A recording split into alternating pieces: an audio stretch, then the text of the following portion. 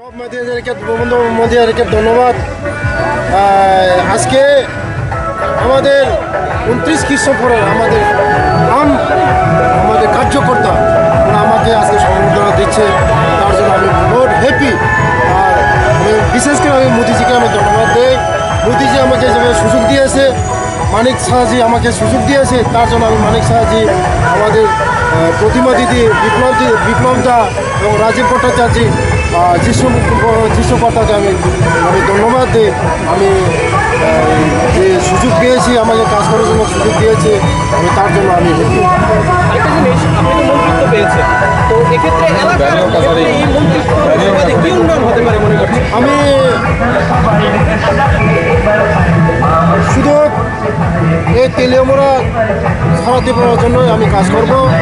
বিশেষ করে আমি গরিব মানুষের জন্য কাজ করব, যেখানে জল নেই, কারেন্ট নেই, রাস্তা নেই, এখানে আমি প্রথম কাজ করব। গরিবদের জন্য কাজ করব, দুঃখী মানুষের জন্য কাজ করব। কার্যকর্তাদের মানে কি বার্তা দিতে চাইবেন?